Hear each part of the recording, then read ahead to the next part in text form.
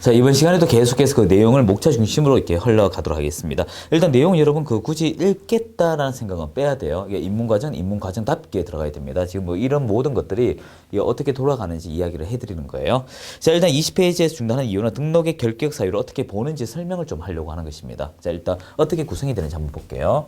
자, 일단 이 책 제목의 법조문인데요. 등록의 결격 사유예요. 자, 칠판 한번 보세요.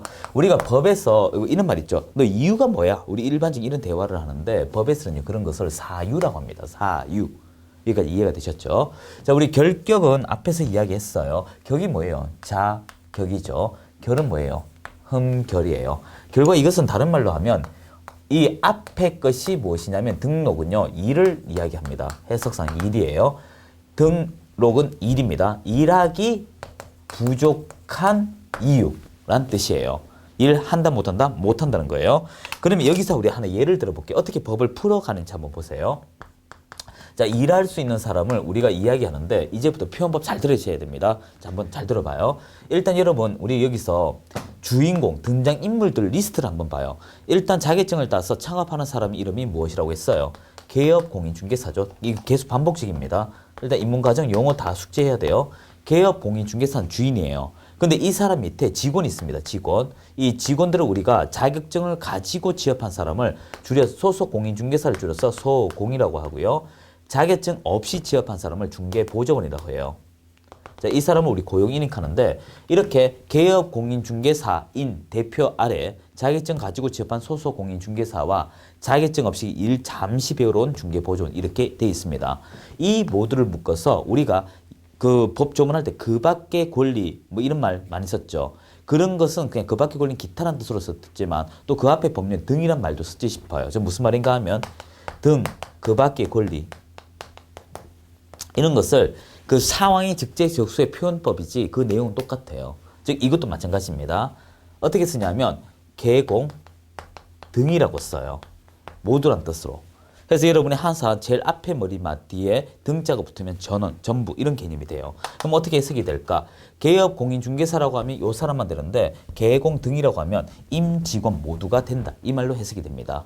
그러니까 이해되셨죠? 그래서 법조문 읽을 때 개공이라고 나올 때와 개공 등은 다른 말이다. 개공하면 이 창업주 말 그대로 사장만 나오고요. 개공 등이라면 직원까지 다 나온다. 이해하셨어요? 자, 이런 사람들이 이제 일을 하는데요. 이제 이 사람 점을 찍을게요. 임직원입니다. 말 그대로. 이 사람들이 이제 종사하는 사람들이에요. 종사하는 사람들인데 이 모두가 어떻게? 모두가 결격 사유 들어가면 일할 수 있을까요? 없을까요? 일 못한다는 겁니다. 얘가 더 가도 일 못하고 얘가 더 가도 일 못하고 얘가 더 가도 일 못해요. 그럼 이 사람들 언제 일할 수 있을까? 결격에서 격하게 되면 되겠죠. 자, 그러면 이걸 어떻게 쓰는지 잘 봐요. 자, 요 부분을 제가 어떻게 쓰는지 한번 보세요. 일단 결격 사유에 들어가게 되면 일할 수 있다 없다? 일 못한다.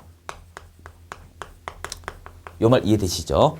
그러면 사유에서 벗어나면 일할 수 있다 없다? 일할 수 있다. 자, 여기서 주의할 것은 이겁니다. 이 앞부분에 있는 게 원인입니까? 결과입니까? 원인이죠. 뒤에 있는 게 결과예요? 원인이에요? 결과죠. 자, 봐요. 빨간색 잡았습니다. 원인이 해결되니까, 원인이 사라지니까 결과도 사라지죠? 이해되시겠어요? 결격 사유 들어가니까 일을 못했지만 결격 사유 사라진 게 일할 수 있었지 않습니까? 그 말은 이것이 해결되니까 이것도 해결되죠. 이런 식으로 원인이 해결되는 것을 우리가 해소되었다라고 합니다. 해소되었다. 하지만 껍데기만 있는 것을 우리가 이것을 해결되었다라고 합니다. 그래서 법조문에서 해소와 해결은 다른 말이에요. 원인이 사라지는 걸 해소고요. 결과진 걸 해결합니다. 이게 단어가 중요해요. 해지, 해제 이런 것처럼. 그래서 우리는 요 관점을 풀어가는 과정이 결격에서 벗어나는 거예요. 여기 내용 외우지 마세요. 볼 필요 없습니다. 예를 들어서 이거예요. 미성년자의 경우는 만 19세거든요. 만 19세가 이상이 안 돼서 그래요. 만 19세 이상이. 그러면 예를 들어 17살일까요? 17살. 그럼 이 친구는 언제 일할 수 있습니까? 여기 이제 여기로 올라오면 되겠죠. 2년만 지나면 일할 수 있다는 것입니다. 그 2년이 지난다는 게 무슨 말이에요? 결격 사유가 해소되었다. 이렇게 표현하는 거예요.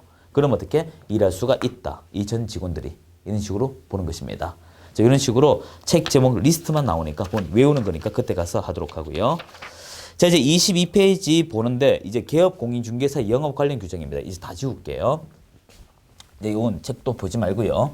영업을 하기 위해서 뭐가 필요할까? 관점을 자꾸 정리하셔야 됩니다. 여기 있는 내용들이 여러분 계속해서 볼 것들이에요. 요거 다 숙지하셔야 됩니다. 입문과정은 그냥 이렇게 가볍게 보고 놔두시면 돼요. 어디 그 뭐 시험하고는 좀 거리가 떨어집니다. 일단 여러분이 사무소는 제가 뭐라고 했습니까? 일한 장소, 책임 기준 장소 둘 다라고 했죠. 이 중개입니다. 중개, 사무소. 자, 사무소는 책임 기준 장소예요. 그곳에서 뭐 한다? 소개한다. 소개한다. 자, 이제부터 책은 무시하고요. 제일 먼저 하는 것을 우리가 사무소 개설입니다. 사무소 개설은 여러 가지가 있어요. 내가 단독으로 사무소 개설을 할 수가 있고요. 아니면 내가 어떻게 옆집에 가서 함께 할 수가 있겠죠. 이걸 공동사무소로 합니다. 공동사무소. 그리고 또 아니면 뭐가 있을까요? 법인이라고 해버리면 자회사를 만들 수 있어요. 법인의 분사무소. 그래서 정리하자면 이것입니다.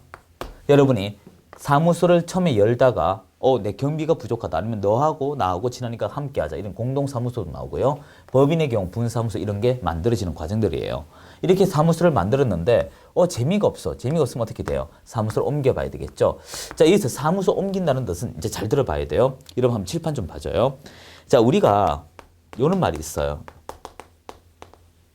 계속 반복 뜻이 뭐예요? 그럼 질문 한번 드려볼게요. 자, 요거 1번 집, 2번 집이 있어요. 1번 중화요리집은요. 이게 도로입니다. 저 그림 소질 없어요, 여러분. 여러분이 이해하고 들어야 돼요. 자, 1번 집은요. 한 100m 끝에서도 100m 끝에서도 그단하게 간판이 보여요. 그리고 이 집은요. 한 1m 가까이 가야 그게 중화요리집처럼 보일 정도 작아요. 그러한데 문제는 여기는 이를 한 명 오면 진짜 많이 오는 그런 맛없는 식당이에요. 여기는요. 한 시간에 100명이나 올 정도로 잘 되는 집이에요. 그럼 여러분에게 묻겠습니다. 계속적이고 반복적인 집은 1번 집일까요? 2번 집일까요? 둘 다입니다. 둘 다. 무슨 말이냐면 여기서 계속적이라 하는 것은요. 이것이 표현되는 것이 있습니다. 간판이 크다, 사무소가 있다 이런 것은 하고자 하는 의지를 담고 있지 않습니까? 이게 계속적 관념이고요. 어떤 행위적 관점에서 이루어지는 것을 반복이라고 합니다. 제가 드리고자 하는 것은 이렇게 계속과 반복이 우리 관점하고 다르다는 거예요. 자, 그런데 지금 사무소 이전하다가 이 말 제가 잠시 나왔거든요. 그럼 사무소 이전은 어떤 것일까? 이런 거예요. 1층에 관리비가 비싸서 여러 가지 비용이 비싸서 2층 올라가는 것도 사무소 이전이고요. A 지역에서 B 지역으로 옮겨가는 것도 사무소 이전입니다. 그래서 같은 지역에서 옮기는 걸 관내 이전, 다른 지역으로 하는 게 관외 이전입니다. 그래서 관내 이전 이런 식으로 이전을 할 수가 있고요. 그리고 나서 이제 재미가 없으면 또 뭐도 합니까? 잠시 사무소를 휴업할 수도 있고 폐업할 수도 있다. 이런 얘기를 한 세트로 배우게 됩니다. 그리고 여러분이 이제 중요한 건 또 중개만 해가지고 소득이 유지될까요? 알 수는 없습니다. 실제 중개업을 해서 여러분이 300 이상 벌어가는 사람이 그렇게 없어 10% 내외입니다. 하지만 그 10% 내외가 거의 다 몰아가 가져가요. 그래도 우리 요식업보다 확률이 높습니다. 자, 그러면 이제 또 다른 일을 해봐야 되지 않을까? 보너스예요, 겸업. 자, 이 글자 뭐예요? 겸한다 업을. 이해되셨어요? 그 말은 중개업은 기본적으로 할 수가 있는 거예요. 그러면서 플러스 알파를 하는데 이 플러스 알파가 확대돼 버리면 어떤 문제가 발생할까요? 타 업종에 영향을 주겠죠. 그래서 결과적으로 플러스 알파는 제한적으로 할 수밖에 없다. 이어서 제한이라고 하는 것은 타 법률에 영향을 주지 않는 범위라고 해석을 해야겠네요. 총 6가지가 있습니다. 그런 것을 여러분이 더 할 수가 있죠. 그리고 이제 또 어떤 것이 있을까? 이제 중개사무소에서 일을 하다가 겸업을 했는데 일을 할 때 책임을 져야 되는 일이 발생합니다. 앞서 제가 짧게나마 매매 계약할 때, 임대차 계약 이야기 잠시 할 때 도장 이야기 잠시 드리지 싶어요. 그러니까 그런 것처럼 이때 책임을 지기 위해서 인장이라는 도장입니다. 인장이라는 걸 해야 되고요. 등록제도에 의해서 하는 것입니다.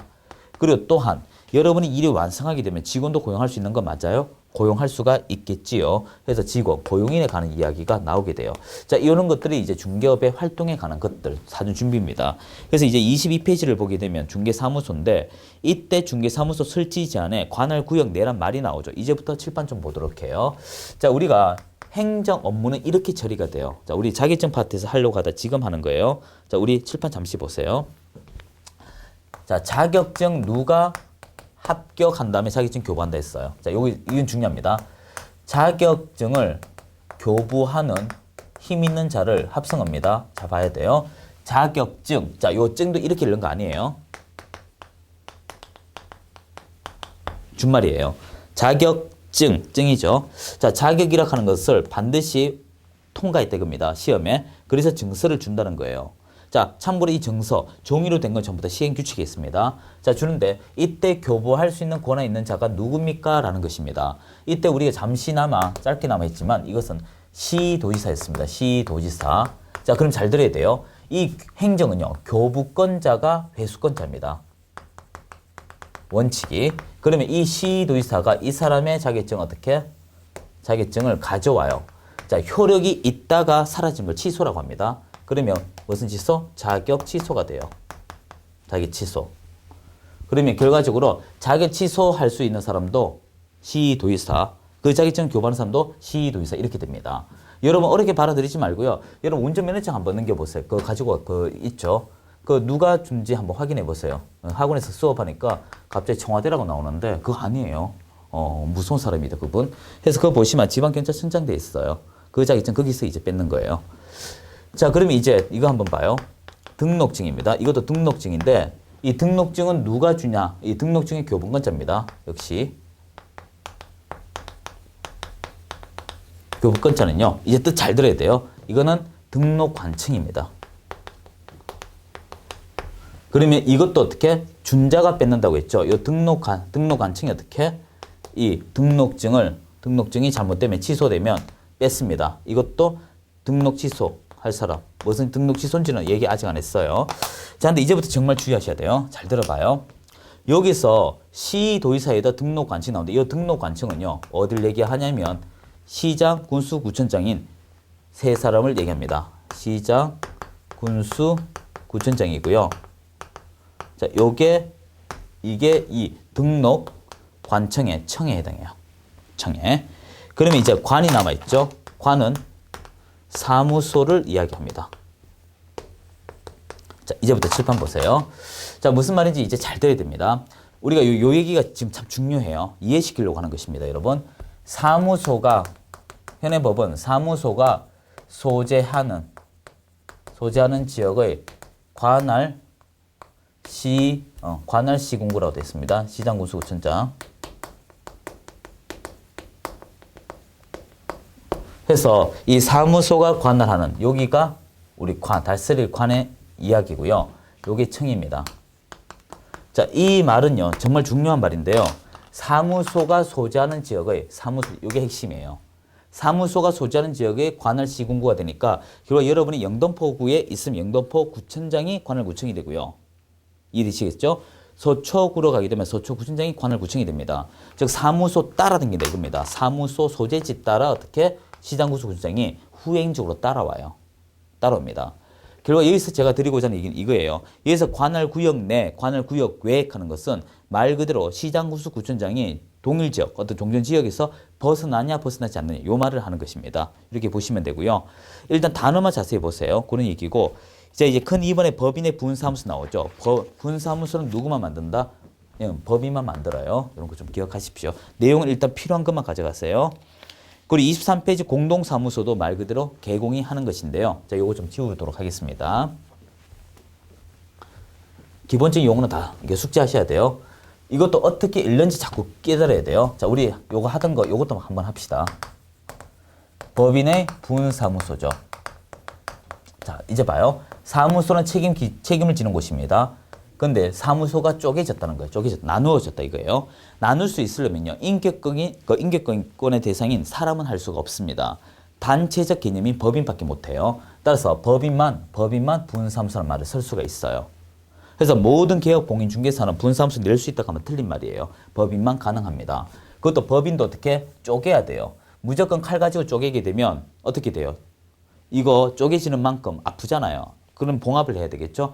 그 말은 무슨 말이냐면 무조건 쪼갤 필요가 있다 없다? 없다는 거예요. 임의적입니다. 임의적으로 쪼갭니다. 왜? 쪼개게 되면 모든 책임이 얘한테 전가가 돼버리거든요. 본점 지점적 개념이 돼버립니다. 자, 근데 여기서 이것도 좀 보충할까요? 일단 법인이 있습니다. 법에서 의한 인간이 있는데요. 이 법인이 자식을 우리가 분사무소라고 해요. 자식을 분이라 할게요. 자식이 생김으로써 갑자기 부모란 단어가 생겨요. 이걸 주된이라고 합니다. 그래서 여러분이 주의할 것이 뭐냐면 주된 사무소란 말이 나오게 되면 이건 어디까지나 법인에 분사무소가 있다는 말입니다. 법인에 분사무소가 없으면 그냥 법인 그 자체예요. 이해되셨죠? 자, 그래서 법인인 경우만 분사무소를 만들 수 있습니다. 자식을 만들 수 있다고요. 자, 이런 식으로 글자가 정리가 되고요. 공동사무소도 보세요. 이것도 합성어입니다. 사무소를 어떻게? 함께 쓰게 되고요. 함께. 자, 그런데 여기서 주의하세요. 제가 사무소 이야기하기 전에 개설 등록 먼저 했던 거 기억하십니까? 여러분이 사무소를 내고자 하면 여러분 신분이 누구여야 한다? 개업 공인중개사여야 하는 거예요. 그럼 결과적으로 공동사무소를 이용할 수 있는 주체는 누구다? 개업 공인중개사입니다. 그러면 공동이라면 혼자 쓰는 게 공동일까요? 아니요. 두 사람이 쓰는 거죠. 요 개공 A와 개공 B가 최소 개공 세 사람이 나와도 되지만 최소 몇 명 이상? 2명 이상이에요. 이렇게 2명 이상이 합쳐짐으로써 쓰는 게 공동사무소다 이겁니다. 자, 그러면 이 친구하고 이 친구 친하면 괜찮은데 안 친하다. 그럼 함께 쓸 필요가 있을까요? 없죠. 임의적이다. 이렇게 대화가 되겠네요. 제가 드리고자 하는 얘기는 무슨 말인가 하면 이런 식으로 규칙성의 반복적 키워드만 계속 나눌 수 있다면 책 굳이 안 봐도 돼요. 제가 먹은. 문제 바로 들어가도 풀립니다. 반복적으로 하면. 그래서 이런 키워드 자꾸 기억하셔야 돼요. 키워드. 그러면 23페이지 나머지 내용 굳이 볼 필요가 없고요. 지금 할 단계 아닙니다. 자, 이제 24페이지 사무소 이전 나오죠. 이때 여러분 사무소 이전한다고 했습니다. 이건 좀 뒤에 나와요. 자, 사무소 이전은 어떻게 되냐 한번 봐요. 제가 앞서서 이전할 때 뭐라고 했어요. 관할 내를 기준으로 다 1층에서 2층 올라가는 거나 2층에서 1층 내려오는 거나 이런 거 같은 행정구역 내잖아요. 시군구. 이걸 관내 이전이라고 합니다. 하지만 예를 들어 인천에서 부산 이렇게 넘어가게 되면 이 결과 어떻게 관할 외 이전이 되겠죠. 이런 식으로 이것도 우리가 이사 오는 플랫폼과 똑같아요. 어떠냐 하면 자 봐요. 굳이 외울 거 없습니다. 일단 이전은요. 종전 사무소에서 이 신규 사무소로 오는 겁니다. 다른 말로 하면 이것을 이전 전이라고 하잖아요. 그럼 이걸 이전 후 이렇게 맞춰 적어주면 돼요. 우리 이사 오는 거 똑같습니다. 어떻게 이사 올까요? 먼저 이사 가라 이겁니다. 이전 후. 그리고 우리는 행정적 업무이기 때문에 일정 기간이 있습니다. 10일. 나중에 다 외웁니다. 그리고 어디가 신고할까? 이전 후에 신고해라. 즉 여러분이 같은 관할구역 서구에서 서구로 왔다. 인천 서구에서 서구로 가면 이거는 관내 이전 이렇게 돼요.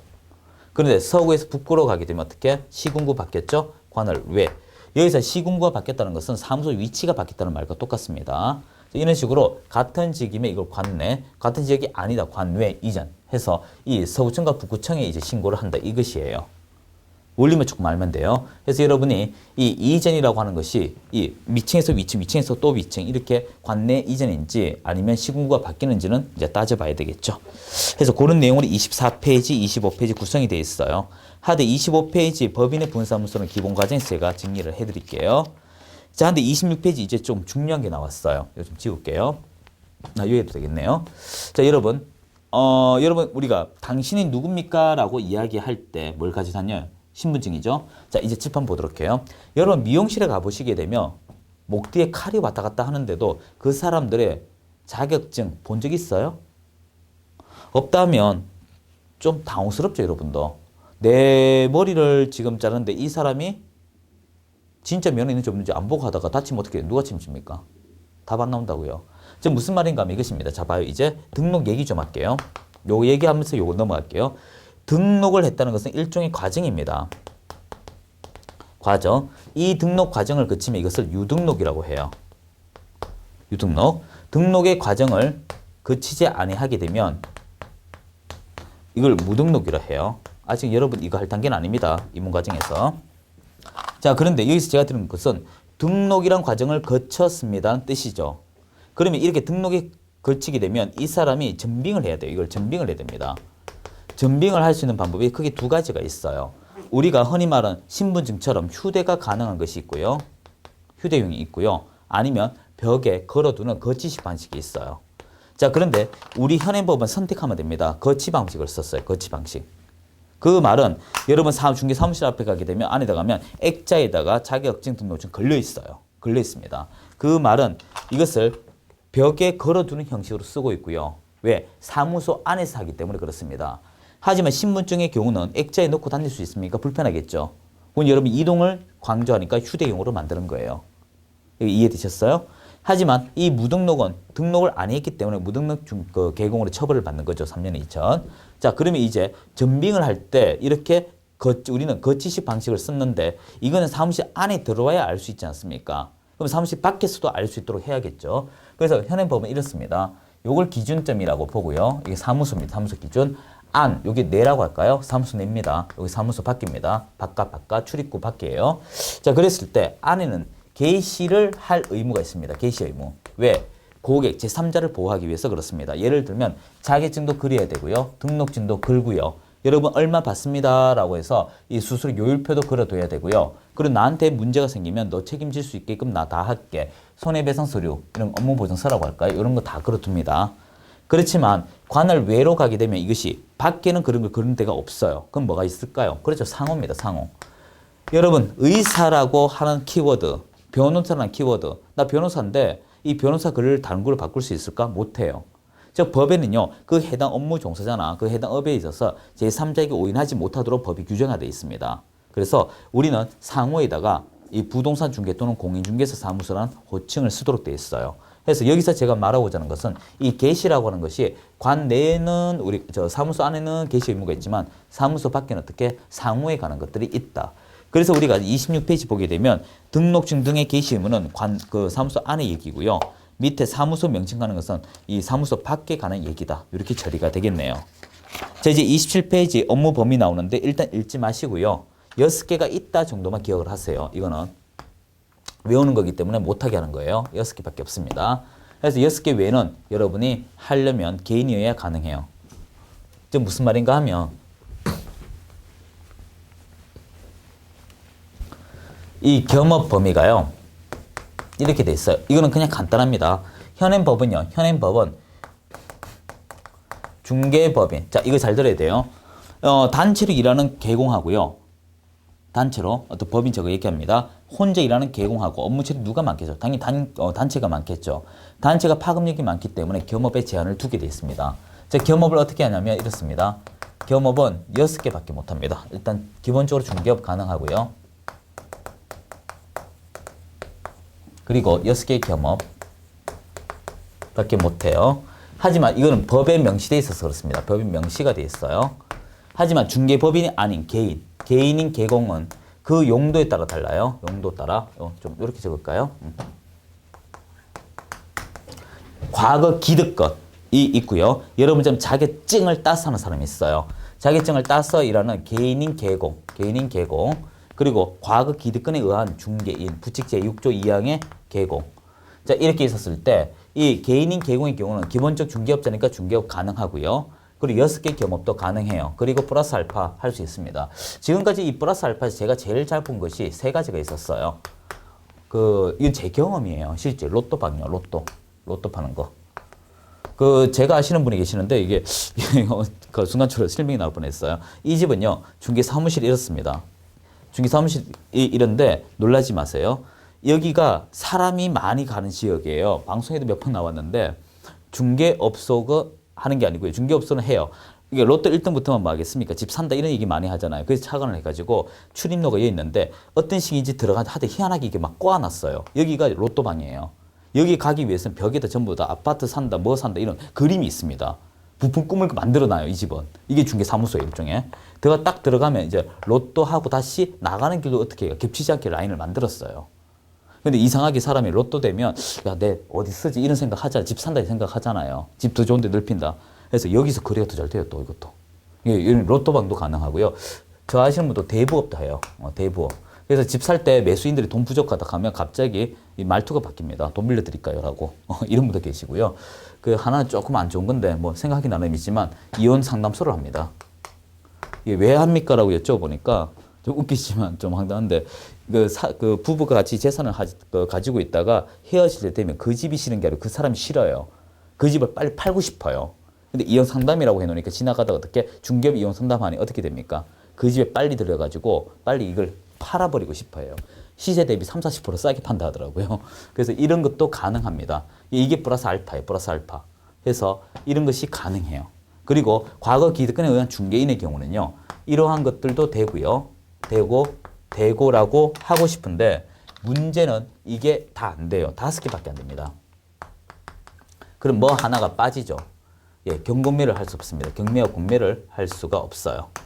자, 해서 이런 것은 우리가 굳이 적지 마시고요. 이게 이렇게 법에 규정되어 있구나. 이유가 왜 그렇구나. 이 느낌만 가지면 안 돼요. 파급력이 크니까 6개 하는 거예요. 왜? 분점 계속 내서 전국 다 할 수 있으니까. 이 사람들이 할 수 있는 게 몸이 하나이기 때문에 대인군이어서 A 지역 하기 때문에 B 지역 못하고 B 지역 하기 때문에 C 지역 못하고 이런 식으로 한계점이 있다. 이게 단점이라고요. 자, 그래서 그런 내용으로 제목 위주로 시험에 나옵니다. 자, 이제 우리 28페이지 고용인 얘기 나오는데 중개대성물 범위는 개의치 마세요. 이제 개업공인중개사 고용인인데요. 자, 요만큼만 칠판 좀 지울게요. 지금 요 그림은 계속 지워도 되겠네요. 예. 자, 보죠. 외우지 말고 어떻게 돌아가는지만 자꾸 기억하시면 돼요. 요는 28페이지, 29페이지, 30페이지까지 이야기를 제가 묶어서 29까지인가요? 묶어서 해드릴게요. 자, 우리 칠판 보세요. 일단 개공이 있습니다. 개공이 중개업을 하고 있어요. 일이 너무 잘 돼. 일이 너무 잘 되니까 어떻게? 내가 직원을 고용해야 되겠죠. 그 직원은 어떤 용도로 고용하겠습니까? 그렇죠. 이 어디까지나 중개 업무를 위해서 고용합니다.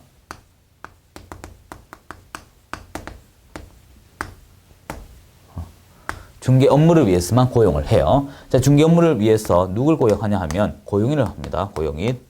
이때 고용인은 자격증을 갖춘 사람과 있고 자격증 없는 사람이 있어요. 굳이 지금 뭐 본답 28페이지 나와 있어요. 자격증 갖춘 사람을 소속 공인중개사, 자격증 없는 사람을 중개보조원 이렇게 됩니다. 자, 이렇게 해서 고용인이 이제 내 대신 일을 합니다. 누구와 일을 할까요? 의뢰인하고 이제 계약 요구가 진행하죠. 이 고용인, 예를 들어 소공이라 할까요? 소속 공인중개사. 예를 든 거예요. 나의 밑에 있는 소속 공인중개사가 의뢰인과 일을 하다가 일이 잘 되면 어떻게 됩니까? 그 돈은 이 사람 통해서 나한테 돌아오죠. 그리고 일을 잘못하면 어떻게 피해가 또 나한테 옵니다. 결과 고용인은 중개 업무에 관해서만큼은 개공의 행위와 동일하게 보게 됐습니다. 동일하게 취급한다 이거예요. 내가 한 것은 얘도 한 거와 같다. 그럼 얘가 잘못하게 되면 얘도 어떻게? 제재를 받아요. 그럼 계속 제재받다 보면 이 사람 바보 되겠죠? 그래서 지도에 관한 책임이 있어요. 이렇게 돌아갑니다. 자, 그 상태에서 이제 여러분이 법이 어떻게 해석되는지를 자꾸 봐야 돼요. 법조문 이건 좀 볼 것입니다. 이때 의뢰인이라고 할 때 이 의뢰인은요, 매도인이 되든 매수인이 되든 관계없습니다. 만약에 이것이 민사재판했던 피해액이 30억이라 가정합시다. 30억이 피해를 봤어요. 피해를 보면 여러분이 이제 생각을 한번 해보세요. 책은 일단 보지 말고 책 볼 필요 없어요. 이번 가죠. 일단 여러분 돈 30억 돌려받고 싶어요? 안 돌려받고 싶어요? 안 돌려받고 싶다 하면 당황스러워요. 제가. 민사상 하고요. 돈 내나? 그리고 이제 이 사람도 콩밥 먹이고 싶어요? 쉽죠. 이닥해야 돼요. 그리고 일을 계속 하고 싶게 놔둘까요? 아니죠. 일 못하게 해야겠죠. 이런 걸 행정상 책임이라 해요. 그래서 정리하자면 야, 돈 내놔. 민사. 또 콩밥 먹인다? 형사. 또 일 못하게 한다? 이게 행정. 이렇게 돼요. 자, 근데 이 이야기 초점이 어디서부터 출발합니까? 고용인이 잘못해야 개공이 잘못 다치는 거죠. 그럼 고용이 올바르게 하면 개공 다친다? 안 다친다? 이렇게 되겠죠. 그래서 이 모든 대화는 말 그대로 이 나머지는 안 적을 거예요. 얘만 중심으로 적을 겁니다. 이것은 고용인의 이 잘잘못이 중요하다 이거예요. 이로 인하여 어떻게 개공한테 전파되는가 안 되는가 이렇게 처리가 됩니다. 좀 예를 더 들어 드릴까요? 고용인이 왜 30억 깨먹었니? 라고 검사가 물어보니까 그냥 심심해가지고요. 얘 좀 이상하네요. 아니면 서류를 잘못 받거나 과실이죠. 그러면 여기서 주의하세요. 이 개공은 이 사람한테 잘못하라고 시켰겠습니까? 안 시켰겠습니까? 당연히 안 시키죠. 이유도 없이 독박 먹었죠. 왜? 이 사람 행위는 이 사람 행위로 본다라고 해서 그렇습니다. 따라서 이유도 없이 책임지는 무과실 책임에 놓여지게 됩니다. 그럼 저 30억의 방향은 어떻게 될 것인가? 너희 함께 책임져. 그래서 연대 책임을 집니다. 자, 연대 책임인데 이때 이 사람이 가담했습니까? 가담하지 않았죠. 이렇게 되는 것을 우리가 부진정 연대 책임 이렇게 말해요. 자, 그러면 요 단어는 내가 하지 않아도 책임진다 이런 논리인데 이때 공동으로 저 30억을 갚거나 아니면 너 얼마 갚으면 돼요. 자, 근데 여기서 빨간색을 잘 보세요. 이 개업공인중개사는 요 법조문 두 글자 때문에 이유도 없이 책임을 졌습니다. 기분이 좋을까요? 안 좋죠. 왜? 책임을 졌다고요. 자, 그러면 요렇게 넘어갑니다. 넘어가면 책임지게끔 했으니까 이에 대해서 누구 때문인가요? 저희는 고용인 때문이네요. 따라서 우리 개공은 어떤 조치를 취할 수 있을까? 구상권, 청구란 걸 할 수 있겠죠. 내가 너 대신 돈 갚았다. 이렇게 돌아가는 것입니다. 그래서 어떤 이야기든지 이것이 법조문에서 풀이법만 이해하시게 되면 돼요. 이런 식으로 28, 29 좀 읽어보시면 이해됩니다. 그 29페이지까지 나와 있어요. 나와 있고 자, 이제 30페이지 우리 이야기 좀 합시다. 인장 등록인데 이것도 굳이 외우지 마세요. 제발 외우지 말고 여러분이 자꾸 이번 강의 클래스에서는 생각할 수 있는 힘을 키워야 돼요. 자, 한번 칠판 보세요.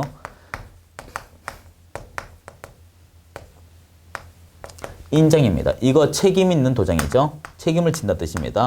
자, 무슨 책임일까요? 그냥 중화유리 시켜 먹은 거? 아니라고. 중개업이라고요. 중개업. 자, 그럼 중개업을 할 수 있는 사람이 누구일까? 두 사람밖에 없어요. 즉, 자격증을 갖추고 창업한 기업공인중개사와 자격증 있으면서 취업한 소속공인중개사. 이 두 사람만 중개업이 가능하기 때문에 책임을 져야 되는 거예요. 책임. 자, 책임을 지는데 여기서 한번 보세요. 책임을 지려면 미리 도장을 파야 될 거예요? 나중에 파야 될까요? 그렇죠. 미리 파야 됩니다. 미리 하되 어떤 제도? 등록이란 제도에 따라 등록을 요구했으니 등록관청에 가야 되겠죠? 정리됐네요. 미리 등록을 하되 등록관청에 가서 해라. 이것입니다. 자, 한데 어떤 방식은 제가 오늘 얘기하지 않을 거예요. 자, 이렇게 가는데요. 여기서 이제 질문 한번 합시다. 이때 이 인장 등록의 의미에서 인장은 어떤 용도로 쓸까요? 그냥 뭐 얼굴에 찍을까요? 아니죠. 서면에 의해서 찍죠. 서면. 그래서 우리가 앞에 2교시인가요? 3교시인가 목차 한번 수업할 때 이런 게 있었어요.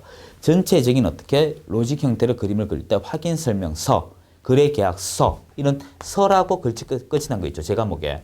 그때는 이 등록된 인장을 사용하게 되어 있습니다. 많이 사용하지 않으면 개공 업무정지, 소공은 자격정지 그런 걸 받게 돼 있어요. 그래서 서면화 된 것들은 전부 다 어떻게 도장 들어간다. 그렇게 기억하시면 됩니다. 자, 그러면 이제 30페이지 굳이 안 봐도 아 이런 감이 있구나라고 하는 거예요. 굳이 외울 건 없어요 지금. 자, 이제 휴표 부분인데 요거 하고 이제 실 것입니다, 여러분. 이 휴업과 폐업이 있어요. 자, 이것도 외우지 마세요. 자, 휴업하고 폐업이 있는데 휴업은 어떤 거예요? 임시적으로 일시적으로 쉬는 거예요. 그러면 여기서 문제가 되는 게 뭘까요? 요 기간이 문제 잘 나오겠네요. 그래서 기간 문제로 나오고요. 폐업은 완전히 문 닫아버리는 것입니다. 그래서 이거와 이제 비교할 것이 이런 것이 있어요. 업무 정지가 있고요. 그리고 여러분 그 회사 완전히 끝날 때 내 의지와 무관하게 상대방에 의해서 박살나겠습니다. 이게 등록 취소예요. 네, 이렇게 됩니다. 그래서 여러분이 이런 식의 그림을 자꾸 그려 나가시게 되면 생각보다 공부가 쉬워져요. 그래서 이 책 내용을 보는 것도 중요한데요. 이 보다 보면 자꾸 여러분 외우려고 합니다. 못 외우게 하려고 지금 제가 이익하고 있어요. 못 외우게. 그래서 이런 내용들을 이제 하는데, 자, 지금까지 했는 거 우리 복습 몇 분만 하고 인사드릴 것인데, 이거 한번 생각해 보세요. 먼저 우리가 했던 것이 총칙이라는 걸 배웠었죠. 우리 목차 수업할 때. 머릿속으로 하세요. 총칙이고 자격제도에 대해서 공인중개사 배웠고요. 세 번째는 우리가 개업공인중개사는 등록과 결계사유 등을 배웠어요. 그리고 네 번째 어떻게? 오늘 했던 이 수업을 듣고요. 그 다음이 본격적으로 뭐가 나오겠습니까? 그렇죠. 서론, 본론, 결론 했던 이 실질적 내용이 나올 수밖에 없다는 것입니다. 그래서 이 실질적 내용은 33페이지부터 나오는데요. 이 내용부터는 상당히 중요해요. 중요합니다. 그래서 어디까지 중요하냐? 여러분이 그 뒷부분 내려가시면요. 실비까지 53페이지까지네요. 53페이지까지 내용이 전체 내용의 거의 4할 이상을 차지하고 있습니다. 제 과목이 4할요. 40%. 그래서 그거 중심으로 여러분이 수업을 진행해 나가면 딱 맞아요. 그리고 이거 하나 기억해 주세요. 우리 읽으실 때 잠깐 말 생략했는데 충분히 고민할 거예요. 문제 40문에 나왔습니다. 40문제. 배정이 어떻게 됩니까? 라고 자꾸 질문하시던데요. 배정은요. 이 법령에서 지금 법령하고 있죠. 법령의 70%. 그럼 28문제인가요? 실무가 30이니까 6문제인가요? 12문제죠. 12문제. 예. 자, 그런데 잘 들어야 돼요. 실지 분배는 이렇게 돼 있습니다. 분배는 이렇게 돼 있는데 여기 있는 거의 60에서 8할이요. 60에서 80%가 여기서 배운 내용이에요. 배운 내용. 그럼 이거 같은 거 어떻게? 단답형으로 몇 문제 없이 끝날 수도 있다는 것입니다. 여러분이 이제 법령에 대해서 더 이제 그 구체적으로 배우되 용어를 자꾸 생각하는 힘을 키워주셔야 여러분에게 유리해져요. 그래서 이렇게 보시고요.